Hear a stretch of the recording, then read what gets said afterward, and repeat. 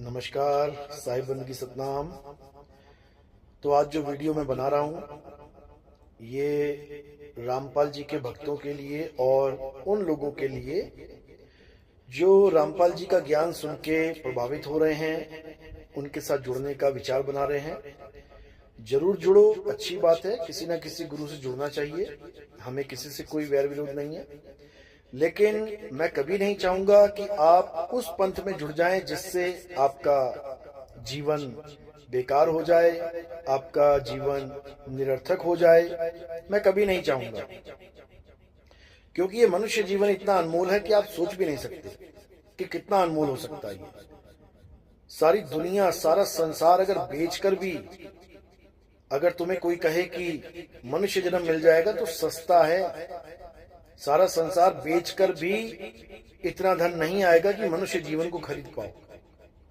ये परमात्मा की दया से मिलता है, नहीं तो काल भगवान 84 में ठोकता ले जाके। और वो अनमोल जीवन अगर आप ऐसे ज्ञान में बिता दो जिससे आपकी आत्मा का कल्याण ना हो, तो मुझे नहीं लगता कि इससे फूटे भाग किसी के होंगे, क्योंकि इंसान जन्म बहुत अनमोल है। फूक फूक के कदम रखना चाहिए, हर प्रकार के ज्ञान को सुन के समझ के तब निर्णय लेना चाहिए कि आगे क्या करना है। और ज्ञान को हमेशा पक्षपात रहित होकर सुनना चाहिए। कबीर साहब ने कभी ऐसा नहीं बोला कि आप उस गुरु से नाम लो जिसके द्वारा आपके पिताजी ने नाम लिया है, या आपके माताजी ने, या किसी खानदान में किसी रिश्तेदार ने नाम लिया है। बिल्कुल नहीं। ऐसे गुरु की शरण में भी नहीं जाना है जो वंशवाद चला रहा है। पिता का बेटा गुरु बन बैठा, फिर उसका बेटा गुरु बन बैठा, फिर उसका बेटा गुरु बन बैठा। कभी नहीं। गुरु कैसे धारण करना चाहिए? गुरु ज्ञान को परखने के बाद धारण करना चाहिए। सब काहू का लीजिए साचा शब्द निहार, और पक्षपात मत कीजिए कहें कबीर विचार। तो आज जो वीडियो आपके सामने आने वाली है, बिना पक्षपात के आपने इसको अच्छे से समझना है। 101% आपका कल्याण होगा। ऐसा हो नहीं सकता कि मालिक की दया आप पर ना हो। ऐसा हो नहीं सकता कि बंदी छोड़ की कृपा आप पर ना हो। बस आप पक्षपात रहित होकर इस ज्ञान को समझना, डेफिनेटली आपका कल्याण होगा, कोई रोक नहीं सकता। तो ये सत्संग बहुत जरूरी है सुनना। इसको हर उस जीव तक पहुंचा दो जो सत्य का खोजी है, जो सत्य को जानना चाहता है। ये वीडियो उस तक पहुंचा दो ताकि उसका कल्याण हो। साहिब बंदगी सतनाम। तो अब जानकारी जो मैं देने आया हूं, अब उसको शुरू करते हैं। तो सबसे पहले क्या बताना है, मैंने नंबर वाइज बताऊंगा, 1 2 3 4 5, क्योंकि ये एक तरह से सवाल होंगे जो आपने रामपाल जी के भक्तों से, उनके कोऑर्डिनेटर से, गुरु जी से, उनके भाइयों से, उनके खानदान वालों से आपने ये पूछने हैं सवाल उनसे। और जैसे ही आप ये सवाल पूछोगे, उनके पास कोई जवाब नहीं होगा, तो वो आपको क्या कहेंगे कि तुम काल के दूत हो, तुम नितिन दास के द्वारा भ्रमित हो चुके हो, तुम निगुरे हो, तुम ये हो, तुम वो हो। बकवासबाजी करेंगे। अगर पहले से कोई रामपाल जी का भगत होगा, सवाल पूछ लेगा तो उसको पीले पर्चे का डर देंगे, डराएंगे उसको, तुम्हारे नाम का पीला पर्चा निकाल देंगे, गुरुद्रोही घोषित कर देंगे, लेकिन ये जवाब नहीं दे पाएंगे। और साहिब ने कहा, जिस गुरु से भरम ना मिटे, भ्रांति जीव की ना जाए, सो गुरु झूठा जान के त्याग देर ना लगाए। उसको त्यागते देर नहीं लगाना चाहिए जिसके पास आपके सवाल के जवाब ना हो। तो क्या है वो सवाल, आइए देखते हैं। साहिब बंदगी सतनाम। तो प्रश्नावली शुरू करने से पहले हम रामपाल जी का धन्यवाद करेंगे। क्यों? क्योंकि इन्होंने सोए हुए समाज को ये बताया कि कबीर कौन है। आखिर कबीर साहब हैं कौन? ये उन्होंने अच्छी तरह समझाया और बहुत ही बढ़िया तरीके से ग्रंथों में खोज खोज के बताया, उसका हम धन्यवाद भी करेंगे। लेकिन वो ये कभी नहीं बता पाए कि व्हाट इज कबीर, कबीर क्या है, कबीर कौन है तो बता दिया, लेकिन कबीर क्या है ये वो कभी नहीं बता पाए, क्योंकि ये वही बता सकता है जो तत्वदर्शी संत होगा। क्योंकि कबीर कोई काया नहीं है, कबीर काया से परे आत्म सत्ता है। तो उसके बारे में आज हम पूरी जानकारी भी लेंगे और उन सवालों को भी रखेंगे जो इनके पंथ को 101% अधूरा सिद्ध कर देंगे। तो हमारा पहला सवाल है कि अगर रामपाल जी महाराज परम पिता परमात्मा हैं, जैसा कि इनके भगत ये मान के बैठे हैं कि रामपाल जी महाराज ही परमात्मा हैं, हरि आए हरियाणे नो, वहां पर रामपाल जी महाराज के माता और पिता की फोटो बना के उनके हाथों में रामपाल जी का छोटा सा शरीर यानी बचपन का शरीर पकड़ा दिया जाता है और बताया जाता है कि ये अवतरित हो गए परमात्मा। तो भाई अगर ऐसे अवतरित होते हैं परमात्मा, तो परमात्मा को 25 सालों तक हनुमान जी की साधना करने की क्या जरूरत पड़ गई? प्रतिदिन 7 बार हनुमान चालीसा का पाठ करने की क्या जरूरत पड़ गई?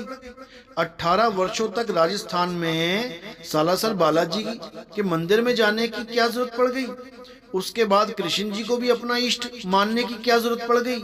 इतना ही नहीं, खाटू श्याम जी की भी पूजा करते थे, घंटों ध्यान लगाते थे। ये परमात्मा का हाल है। परमात्मा ऐसे देवी देवताओं की पूजा करता है। जिसको ये अवतार घोषित करने में लगे हैं वो तो एक आम इंसान, एक आम भगत की तरह इन देवी देवताओं की पूजा में लीन है। उसको परमात्मा कैसे घोषित कर दिया इन्होंने? तो अब आगे भी देखते हैं कि आखिर परमात्मा का जो नाम इनके जीवन में आया वो आया कहां से। अभी तक तो ये देवी देवताओं के ही पूजा पाठ में लीन है। आगे देखते हैं। तो कहते हैं इतना कुछ करने के बाद भी ना तो इनको शारीरिक सुख मिला और न मानसिक शांति मिली। परमात्मा को पाने की तड़प से आप साधु महात्माओं से मिलते रहते थे। एक दिन आपकी मुलाकात कबीर पंथी महान संत 107 वर्षीय स्वामी रामदेवानंद जी महाराज से हुई। आपने स्वामी जी से पूछा कि परमात्मा की प्राप्ति कैसे हो, वह मानसिक शांति कैसे मिले। स्वामी जी ने पूछा कि आप किसकी पूजा करते हो?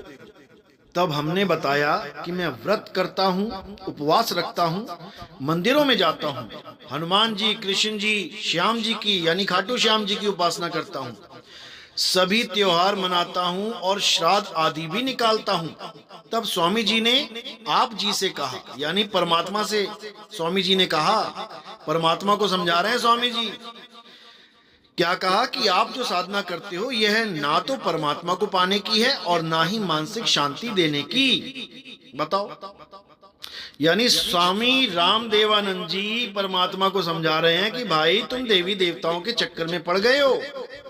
अब देवी देवताओं को छोड़ दो और कबीर साहब की जो पुरानी फोटो है, सफेद दाढ़ी, सफेद बाल, टोपी, उस फोटो के आगे दंडवत करना शुरू कर दो, देसी घी की खड़ी जोत जलानी शुरू कर दो, तब तुम्हारी मुक्ति हो जाएगी। बताओ, परमात्मा भी गलतियां कर रहा है और परमात्मा को सुधारा जा रहा है।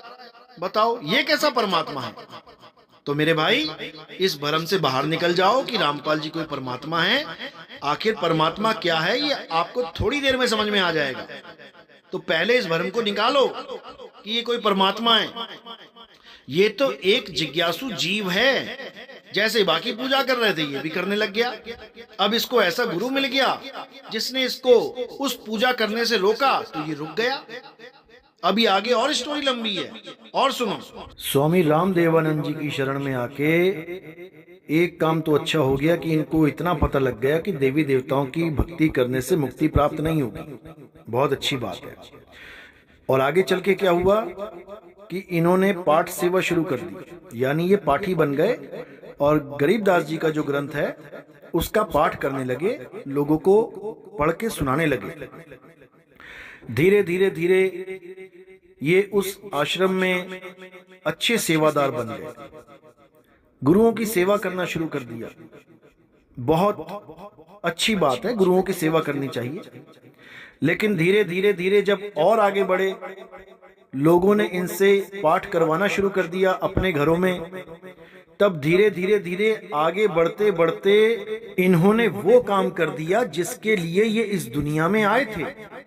कबीर सागर में इनके बारे में बहुत अच्छा समझाया गया है।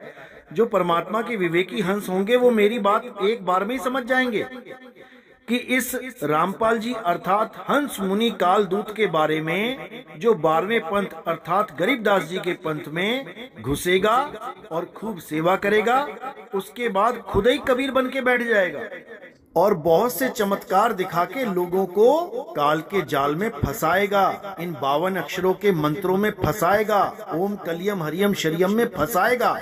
आइए देखते हैं इसका पूरा प्रमाण। तो कबीर सागर में जब आप 12 पंथों के काल दूतों का विवरण पढ़ोगे तो 12वें पंथ के काल दूत का नाम रखा है कबीर साहब ने हंस मुनि काल दूत। हंस मुनि इसका नाम इसलिए रखा है कि ये दिखने में तो हंस यानी कबीर पंथी लगेगा, लेकिन सारे काम मुनियों वाले करेगा। ये यज्ञ भी करेगा, ये पूजा पाठ भी करेगा, ये खड़ी बत्ती देसी घी की बत्ती जला के पूजा भी करवाएगा और ये मुनियों वाले काम करेगा यानी मंत्रों का जाप करेगा और करवाएगा। ये इस हंस मुनि के बारे में कबीर सागर में पहले से ही वाणी दर्ज है। आगे देखो क्या कहते हैं कि अब कहूं द्वादश पंथ प्रकाशा, कि 12वें पंथ का हाल सुन लो जिसमें काल का दूत आएगा, क्योंकि 12वां पंथ जो है वो गरीबदास जी महाराज का है। गरीबदास जी महाराज तो काल के दूत हो नहीं सकते, तो काल का दूत कौन है ये इसी के बारे में बताया जा रहा है। ये हंस मुनि रामपाल ही काल का दूत है। तो बिल्कुल स्पष्ट बता दिया कि अब कहूं द्वादश पंथ प्रकाशा, दूत हंस मुनि करे तमाशा। ये हंस मुनि दूत 12वें पंथ में आके बहुत बड़ा तमाशा करेगा। वचन वंश घर सेवक होई, प्रथम करे सेवा बहुतोई, यानी पहले तो ये 12वें पंथ में सेवक बन के घुसेगा और उसके बाद खूब सेवा भी करेगा। पाछे अपनो मत प्रगटावे, बहुतक जीव फंद फंदावे, यानी पहले तो ये उसी मत में आएगा जो गुरुजी बोलेंगे। ओम सोहम का जाप दिया था रामपाल जी महाराज को इनके गुरु स्वामी रामदेवानंद जी ने। उसके बाद इसने अपना ही पंथ चला दिया, अपना ही मत बना दिया।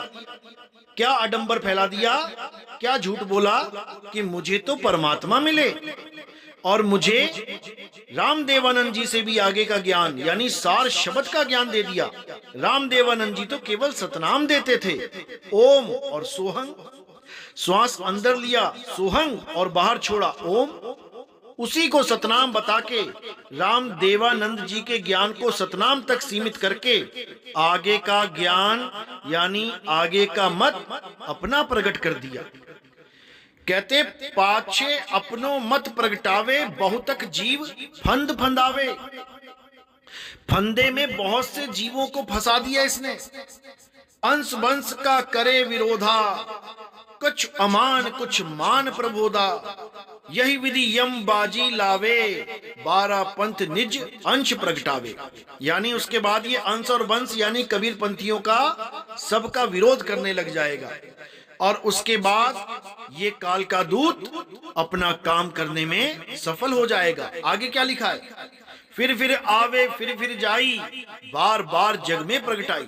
ये बार बार जग में प्रकट होता है, ये कोई एक बार नहीं आया, ये बार बार आएगा। जहां जहां प्रगटे यमदूता, जीवन से कह ज्ञान बहुता। जहां जहां ये प्रकट होगा बहुत ज्ञान कथेगा, जीवों को इतना ज्ञान सुना देगा, इतना ज्ञान सुना देगा, सारे ग्रंथ रटवा देगा।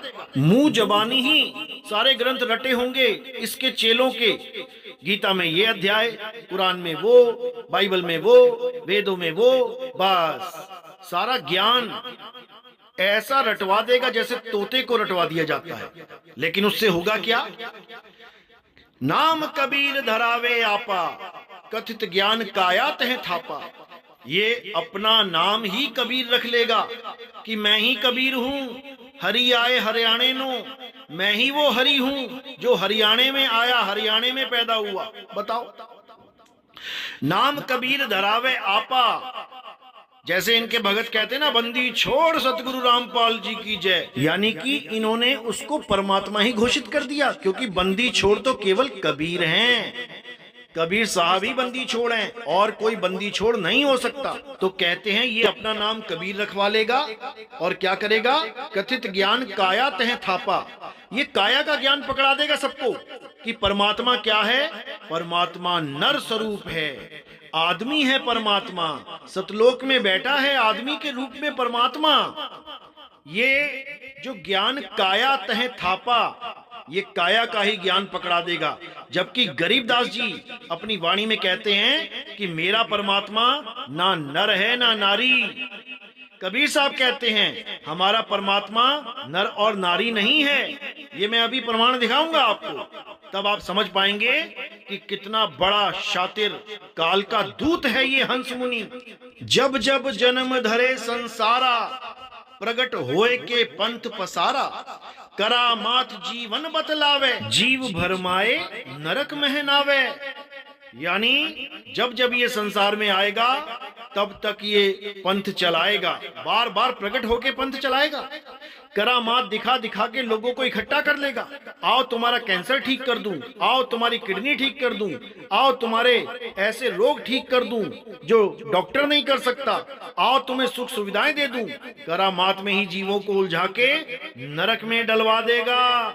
इसलिए मेरे भाइयों, इसके जाल को समझो, पहचानो इस काल के दूत को। ये हंस मुनि बहुत शातिर है और इसने तो इतना बड़ा जाल बुन दिया है जीवों के लिए कि तुम सोच भी नहीं सकते। इसने गरीबदास जी की वाणी में इतनी मिलावट कर दी, इतनी मिलावट कर दी कि तुम समझ भी नहीं सकते इसकी चालाकी को। लेकिन नितिन दास आज इसके हर षड्यंत्र की जड़ उखाड़ देगा।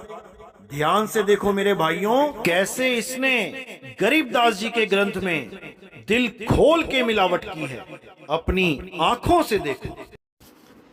तो आपको जो स्क्रीन पे वाणी दिखाई दे रही है, ऊपर रामपाल जी महाराज का ग्रंथ भक्ति बोध और नीचे गरीबदास जी महाराज की ओरिजिनल वाणी है, असली वाणी है। जो रामपाल जी महाराज कहते थे कि कबीर साहब ने गरीबदास जी के अंदर वाणी फिट कर दी। कैसे फिट कर दी? जैसे एक ब्लूटूथ के द्वारा पूरा गाना, एक एक शब्द वैसा ही फीड हो जाता है, पूरी पिक्चर, एक एक सीन वैसा ही फीड हो जाता है, उसमें कोई बदलाव नहीं रहता। इसी प्रकार जो वाणी गरीबदास जी को दी गई वो ब्लूटूथ के द्वारा दी गई, तो उस ब्लूटूथ की वाणी में कोई फेरबदल करने का मतलब ही नहीं बनता। उस ट्रांसफर की गई वाणी में कोई अक्षर इधर से उधर होने का मतलब ही नहीं होता। लेकिन आप देखिए, रामपाल जी महाराज ने अपने ही ग्रंथ में गरीबदास जी की वाणी से छेड़खानी कर दी। गरीबदास जी की वाणी कह रही है, जहां पे लाल निशान लगाया आप देखिए, गरीब ऐसा सतगुरु हम मिलया, अलल पंख की जात, काया माया ना उहा, नहीं पिंड नहीं गात। अब इस रामपाल जी ने, इस हंस मुनि कालदूत ने कैसे वाणी में मिलावट करी? क्या लिखा है ऊपर देखिए, गरीब ऐसा सतगुरु हम मिलया, अलल पंख की जात, काया माया ना वहां, नहीं पांच तत्व का गात। नीचे लिखा है नहीं पिंड नहीं गात, और ऊपर लिख दिया नहीं पांच तत्व का गात। अब ये वाणी कैसे बदल दी? कैसे गरीबदास जी की वाणी के साथ छेड़खानी की इन्होंने? जबकि खुद ही अपने सत्संग में बताते थे कि एक आदमी ने गरीबदास जी की वाणी से छेड़खानी करने की कोशिश करी तो उसको अधरंग हो गया। अधरंग यानी पैरालाइज हो गया वो। तो अगर वो पैरालाइज हो गया तो तुम्हें भी तो दोष मिलेगा। यही दोष है तुम्हारा जो आज तुम जेल में बैठे हो हंस मुनि, यही तुम्हारा दोष है, जीवों के साथ खिलवाड़ करना, संतों की वाणियों में मिलावट करना, यही तुम्हारा दोष है। इसी का फल भुगतान करने के लिए तुम 2014 से आज तक जेल में बैठे हो। अब आगे देखिए कि कैसे इसने मिलावट की है। क्या कहती है वाणी? निराकार निर्विषम काल जाल भय भंजनम। अब इसने निराकार की जगह क्या लिख दिया? अपनी आंखों से देखिए, इस हंस मुनि दूत ने निराकार को नराकार बना दिया। यानी नर के आकार का। गरीबदास जी कह रहे हैं निराकार, यानी उसका कोई आकार नहीं है, वो आदमी या औरत जैसा नहीं है। लेकिन इस हंस मुनि कालदूत ने परमात्मा को नर आकार बना दिया, यानी आदमी जैसा दिखने वाला। अब आप गरीबदास जी की एक और वाणी देखिए जिसमें उन्होंने नर और नारी यानी दोनों रूपों का खंडन कर दिया कि परमात्मा ना नर है और ना नारी है। अपनी आंखों से देखिए। तो परमात्मा की महिमा में गरीबदास जी क्या बता रहे हैं? वेद कतेब न जाकू पावे, 18 पुराण कथा नित गावे। यानी वेद कतेब उसको प्राप्त नहीं कर पा रहे हैं, 18 पुराण उसकी कथाओं में लगे हैं, लेकिन उसका ज्ञान नहीं समझ पा रहे हैं। नहीं वह पुरुष नहीं वह नारी, जाकू खोज रहे त्रिपुरारी। ना तो वो पुरुष है और ना ही वो नारी है, तो फिर वो क्या है उसका भेद भी बता रहे हैं। शब्द स्वरूपी सब घट बोले, प्रगट देख नहीं वह ओले। वो शब्द स्वरूपी है और घट घट में बोल रहा है, लेकिन इस शब्द का ज्ञान सबको नहीं हो पाता, इसलिए काया माया में ही उलझ के रह जाते हैं ये नकली गुरु। तो ये हंस मुनि ये नहीं समझ पाया कि परमात्मा शब्द स्वरूप है, परमात्मा देह स्वरूप नहीं है। एक वाणी में और बताया गया है, वो भी देख लीजिए। तो यहां पर भी गरीबदास जी ने परमात्मा की महिमा में क्या बताया? खाटा ना मीठा ना फीका ना खारी, हिंदू ना तुर्का ना पुरुषा ना नारी। यानी वो परम तत्व, वो परम पिता परमात्मा खाटा ना मीठा ना फीका ना खारी, उसका कोई स्वाद नहीं है। हिंदू ना तुर्का ना पुरुषा ना नारी, ना तो वो किसी जात पात में बंधा है और ना ही वो किसी नारी पुरुष के शरीर से बंधा है। वो आदमी और औरत नहीं है। खावे न पीवे न सोवे न जागे, निरंतर निराशा अचल तत्त रागे। यानी वो खाता पीता भी नहीं है, सोता जागता भी नहीं है। निरंतर निराशा यानी उसको किसी की आशा भी नहीं है। अचल तत्त रागे, वो अचल है, वो अडोल है। वो तत्त रागे, रागे यानी राग, वो एक आवाज है, वो दिव्य आवाज है। उस तत्व की पहचान, उस तत्व का स्वरूप आवाज है। कोई आदमी और औरत नहीं है वो, परमात्मा कोई काया नहीं है। लेकिन ये हंस मुनि कभी नहीं समझ सकता, क्योंकि इसको तत्व ज्ञान है ही नहीं। इसको केवल काया ज्ञान है और काया का ज्ञान ही अपने शिष्यों को थोप के चला गया। इसको केवल मंत्र ज्ञान है। ये मंत्रों को जपता हुआ और मंत्रों को ही जपाता हुआ इस संसार से चला जाएगा। और कबीर साहब समझाते रहे, ना मैं जप में ना मैं तप में, लेकिन ये वाणी को ना समझता हुआ जप करता ही चला गया और करवाता चला गया, और 52 अक्षरों के जाल को ना समझकर खुद भी फंस गया और अपने चेलों को भी 52 अक्षरों में ही फंसा के चला गया। तो देखिए आगे क्या मिलावट की है। देखिए असली वाणी में फिर निराकार निर्लेप निरंजन गुण अतीत तिहु देवा, यहाँ निराकार लिखा है। और रामपाल जी अर्थात इस हंस मुनि ने इसको फिर नराकार निर्लेप निरंजन बना दिया। ये निराकार को नराकार बनाने में ही लगा हुआ है। तो इसको समझो आप कि कैसे ये वाणी में मिलावट कर रहा है। अब आगे देखिए, गरीबदास जी की वाणी में लिखा है, सुख सागर रत्नागर निर्भय, बिन मुख बानी गावही। यानी वो असली बानी बिना मुख के गाई जाएगी, यानी उस बाणी को ये मुख उच्चारण नहीं कर सकता। और इस हंस मुनि ने क्या लिखा है, सुख सागर रत्नागर निर्भय, निज मुख बानी गावही। यानी अपने मुख से बानी गाओ। ये ऐसी मिलावट की है इसने कि आप इसका भेद नहीं समझ पाएंगे। आगे गरीबदास जी ने लिखा है, बिन आकार अजोख निर्मल, दृष्टि मुष्टि नहीं आवही। और इस हंस मुनि ने क्या लिखा है, झिन आकार अजोख निर्मल। बिन आकार को इसने झिन आकार बना दिया, ताकि कोई सवाल ना पूछे कि बिन आकार यानी कि बिना आकार के वो कैसा है परमात्मा। तो बिन को झिन बना दिया इसने, इतनी मिलावट की है इसने। आगे गरीबदास जी महाराज वाणी में कहते हैं, गरीब ऐसा सतगुरु हम मिलया, तेज पुंज के अंग, झिलमिल नूर जहूर है, रूप रेख नहीं रंग, यानी उसका कोई रूप रेख और रंग नहीं है। और इस हंस मुनि ने क्या मिलावट कर दी? गरीब ऐसा सतगुरु हम मिलया, तेज पुंज के अंग, झिलमिल नूर जहूर है, नर रूप श्वेत रंग। देखो श्वेत बना दिया इसने, सफेद रंग का आदमी बना दिया, नर रूप। और नीचे क्या लिखा है गरीबदास जी की असली वाणी में? रूप रेख नहीं रंग। ऐसी मिलावट करके इसने अपना जन्म बर्बाद कर लिया, इसीलिए जेल में बैठा है ये। अगर ये वाणी के साथ मिलावट ना करता तो परमात्मा इस पर दया करते, ये बाहर रहता। लेकिन इसने परमात्मा की जीवों के साथ ऐसा धोखा किया कि परमात्मा ने फिर इसकी मदद नहीं करी, इसको जेल में ही रहने दिया।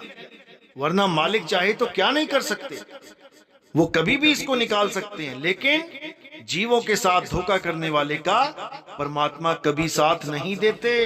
तो आगे गरीबदास जी की वाणी में देखिए क्या लिखा है। सुन्न मंडल सतलोक चलिए, नौदर मूंद बेसुन्न है, बिन चश्मियों एक बिंब देखा, बिन श्रवण सुनी धुन है। उस दिव्य धुन को सुनने की बात बताई जा रही है, बिना श्रवण यानी बिना कानों के उसको देखने की बात की जा रही है, लेकिन बिन चश्मियों, बिना निगाह के, बिना आंखों के। और इन्होंने बदल के क्या लिख दिया? सुन्न मंडल सतलोक चलिए, नौदर मूंद बिसुन्न है, दिव्य चिस्मियों। जहां लिखा है बिन चिस्मियों, इन्होंने दिव्य बना दिया। एक बिंब देखा, अब जहां लिखा है बिन श्रवण, वहां लिख दिया निज श्रवण सुनी धुन है, यानी अपने कानों से मैंने धुन सुनी है। नीचे लिखा है बिन कानों के वो धुन सुनी मैंने, और ऊपर निज कान बना दिया इन्होंने, क्योंकि इनको उस भेद का नहीं पता कि परमात्मा की धुन को कैसे सुना जाता है। जिसके लिए बाबा नानक कहते हैं अखा आवाजो देखना, बिन कन्नी सुनना, यानी उसको आंखों के बिना देखा जाएगा, बिना कानों के सुना जाएगा, बिना पैरों के चला जाएगा, बिना हाथों के करा जाएगा, बिना जीव के बोला जाएगा। जीवा आवाजों बोलना, यू जीवित मरना, नानक हुक्म पछाण के तौ खस में मिलना। उस खसम के यानी उस सतगुरु के चरण कमल में हम रहेंगे जाके। देखो लिखा भी है, चरण कमल में हंस रहते, बहुरंगी बरियाम है, सूक्ष्म मूर्त श्याम सूरत, अचल अभंगी राम है। वो अचल है, वो चलता नहीं है, वो अचल है। और उस अचल के चरणों में ये जीव जब समाएगा तो वो भी अचल हो जाएगा। लेकिन ये हंस मुनि इस अचल अवस्था को जानता ही नहीं है। जबकि गरीबदास जी की वाणी कहती है, सतगुरु के लक्षण कहूं अचल विहंगम चाल, हम अमरापुर ले गए ज्ञान शब्द सरघाल। इसको अचल का पता ही नहीं है, अचल होता क्या है। गीता में अध्याय 2 24वां श्लोक यही समझा रहा है कि वो आत्म राम, वो परमात्मा अचल है, सदा स्थिर रहने वाला है। उसके चरणों में हमने लीन हो जाना है तो हम भी अचल हो जाएंगे। लेकिन इस भेद को ये हंस मुनि नहीं जानता, इसको केवल मंत्र जपने का ही ज्ञान है। ये जपी है, तपस्या छुड़वाता है, वरना तपी भी हो जाता ये। तो जपी और तपी और सन्यासी किसी का कल्याण नहीं कर सकते। केवल और केवल अचल आत्मा का भेद रखने वाले, अचल आत्मा का भेद समझाने वाले सतगुरु ही हमारा कल्याण कर सकते हैं। ये हंस मुनि जैसे कालदूत अक्षरों के जाल में ही उलझे रह जाएंगे, ये किसी का कल्याण नहीं कर सकते। गरीबदास जी समझा रहे हैं, अक्षर ज्ञान गलत है भाई, निह अक्षर निस्तारा, शंख कमल दल कल अजरावर, सकल रूप से न्यारा। यानी ये अक्षरों का ज्ञान बिल्कुल गलत है। जो तुम नाम जप रहे हो ये बिल्कुल गलत है। कोई नाम नहीं जपना, नाम है जप में, नाम है तप में। 1000 बार समझा के चले गए कबीर साहब, लेकिन इनके समझ में नहीं आ रहा। तो गरीबदास जी भी समझा रहे हैं, ये 52 अक्षरों के जाल को समझो और इन 52 अक्षरों के जाल को तोड़ दो। ये 52 अक्षर लेख में आते हैं, यानी लिखने में आते हैं, और जो लेख में आ जाए वो परमात्मा का नाम, परमात्मा का सच्चा नाम नहीं है, वो 52 अक्षर है। तो क्या समझा रहे हैं गरीबदास जी महाराज? 4 वेद पंडित पढ़या रंग होरी हो, 52 अक्षर लेख राम रंग होरी हो। यानी हे पंडित, तू 4 वेदों को पढ़ के ये 52 अक्षरों को रट के ज्ञानी बन बैठा। अरे ये 52 अक्षर लेख राम रंग होरी हो, ये 52 अक्षर तो लेख है और वो परमात्मा का नाम अलेख है। ये 52 अक्षर लेख पकड़ के तू पार नहीं हो सकता। इन 52 को छोड़ और उस अलेख को पकड़ जो लिखा नहीं जा सकता।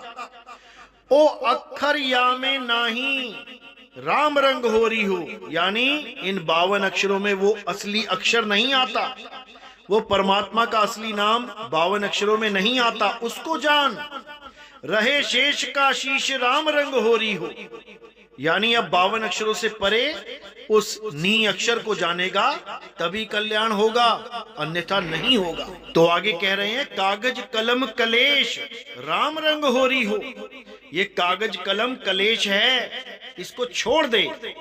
कागज के ऊपर कलम से लिखने वाले जितने भी नाम हैं ये सब नकली नाम हैं, कृत्रिम नाम हैं। इसको त्याग और सतनाम को जान। तो कह रहे हैं कागज कलम कलेश है रंग होरी हो, स्याही का नहीं काम राम रंग होरी हो। इस हंस मुनि ने लोगों को क्या भरमा दिया कि 52 अक्षर तो संस्कृत भाषा के अक्षर हैं, लेकिन असल में 52 अक्षर क्या हैं? जो स्याही के द्वारा लिखे जाएं वही 52 अक्षर कहलाते हैं। अरे स्याही का नहीं काम राम रंग होरी हो, देह माही विदेह है राम रंग होरी हो, बिन ही रसना नाम राम रंग होरी हो। यानी बिना रसना के वो नाम है, बिना जीव के वो नाम है, वो बोलने लिखने पढ़ने में नहीं आता। देही माही विदेह, वो असली राम, वो असली नाम विदेह है और इस देह में ही उसका दीदार होगा। लेकिन भेदी गुरु बताएगा वो तब समझ में आता है। तो ये कागज कलम कलेश के चक्कर में सारी दुनिया को बेवकूफ बना रहा है और सबका जन्म बर्बाद करके चला जाएगा। तो साहिब की दया से अब नितिन दास इसका सारा भेद खोल देगा। ये जितने भी 52 अक्षर के कृत्रिम यानी नकली नाम हैं इसको छुड़वा दिया जाएगा और परमात्मा का असली नाम जिसको सतनाम कहते हैं लखा दिया जाएगा। देखिए गुरु ग्रंथ साहब में वाणी क्या कहती है। सगल नाम निधान तिन पाया, अनहद शब्द मणि वाजंगा, कीर्तम नाम कथे तेरे जीबा, सत्य नाम तेरा परापुर बला।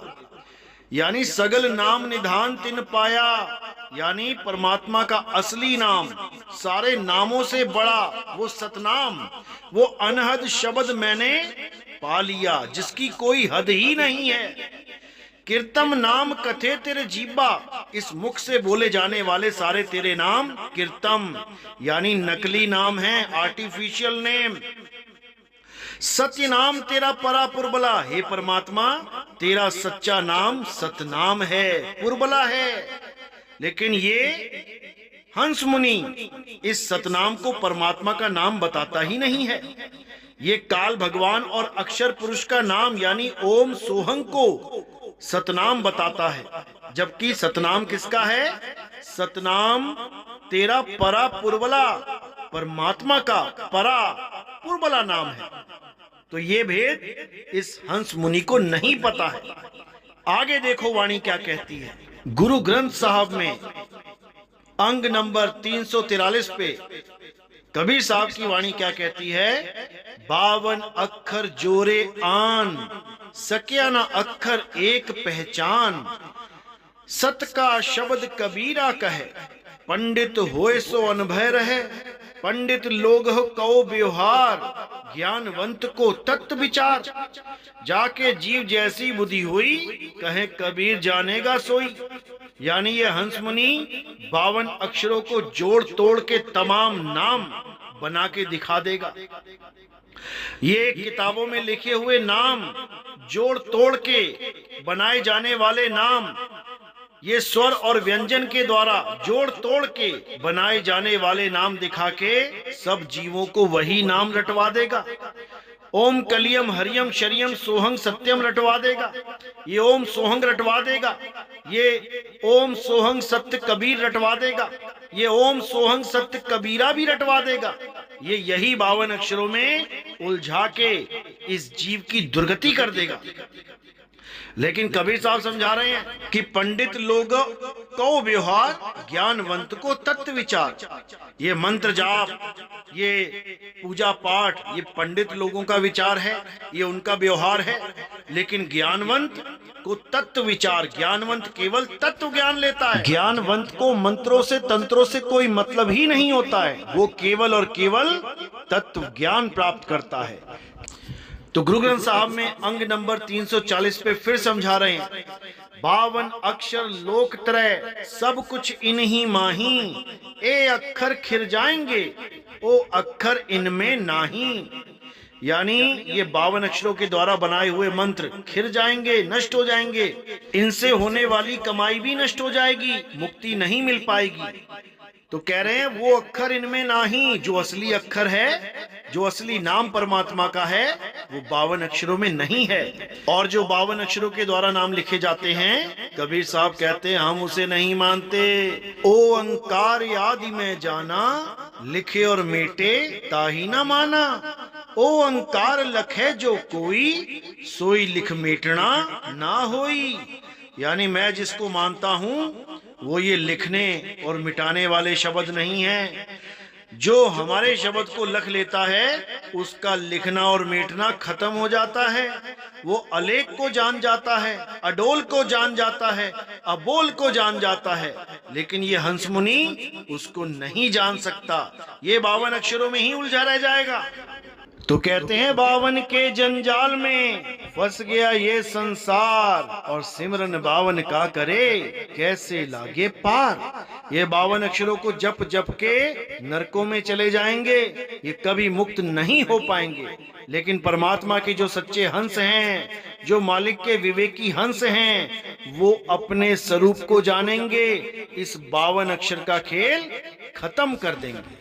तो इस हंस मुनि के बारे में कबीर साहब ने पहले ही कबीर सागर ग्रंथ में लिखवा दिया था, ताकि परमात्मा के बच्चे इस हंस मुनि को अच्छे से समझ जाएं, इसके जाल को तोड़ें और उससे आजाद हो जाएं।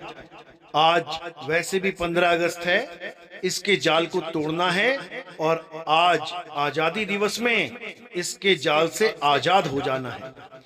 अभी तो शुरुआत है, इसके ऊपर मैं कम से कम 5 ऐसी ही वीडियो बनाऊंगा ताकि सारे जीव हंसों का निबेड़ा हो जाए, सारे जीव हंसों का जाल कट जाए। इस हंस मुनि के जाल से सारे परमात्मा के जीव आजाद हो जाएं। तो इस हंस मुनि का खेल 12वें पंथ में जब खत्म होता है, तब परमपिता परमात्मा का खेल शुरू होता है, जिसके लिए कबीर साहब ने कहा था, धर्मदास मेरी लाख दुहाई, ये मूल ज्ञान बाहर ना जाई। इस मूल ज्ञान को बाहर मत निकालना। कब तक नहीं निकालना? मूल ज्ञान तब लग छुपाई, जब लग 12 पंथ ना मिट जाई। जब तक इस हंस मुनि काल दूत का खेल खत्म नहीं होता, तब तक इस ज्ञान को हम उजागर नहीं होने देंगे। और जैसे ही 11 अक्टूबर 2018 को ये हंस मुनि जब आखिरी सांस तक उम्र कैद की सजा प्राप्त करता है, उसी के अगले दिन इसको जेल हो जाती है, और उसी के अगले दिन हमारा YouTube चैनल यानी कबीर साहब का 13वें पंथ का ज्ञान उजागर हो जाता है। 13 अक्टूबर 2018 को हमारा YouTube चैनल यानी कबीर साहब का 13वां पंथ पूरे संसार में उजागर हो जाता है। इसको कहते हैं संत वचन पलटे नहीं, पलट जाए ब्रह्मांड। और ये हंस मुनि जब से जेल गया है, तब से 50 बार ये तारीख फिक्स कर चुके हैं, गुरुजी अब निकलेंगे, गुरुजी अब निकलेंगे, 2015 में निकलेंगे, 16 में निकलेंगे, 17 में निकलेंगे। हजारों बार ये डेट चेंज करते रहे, क्योंकि ये संत नहीं, ये काल दूत हैं। इनकी परमात्मा अब सुनने वाला नहीं। अब परमात्मा के बच्चे जाग के, इनको त्याग के इस जंजाल से बाहर निकलेंगे। तो मेरे भाइयों, ये पहला पार्ट है। इस पार्ट को ज्यादा से ज्यादा वायरल करो। इस हंस मुनि काल दूत के शिष्यों तक इस वीडियो को पहुंचाओ और उनसे जवाब मांगो कि गरीबदास जी की वाणी के साथ छेड़छाड़ करने का अधिकार आपको किसने दिया है? कैसे आपने वाणी के साथ छेड़छाड़ किया? इनसे जवाब मांगो।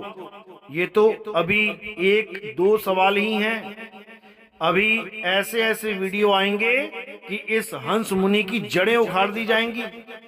अभी तो शुरुआत है, अब इसका अंत करके ही दम लेंगे। साहिब बंदगी सतनाम। जय बंदी छोड़ चूक, जय सतनाम।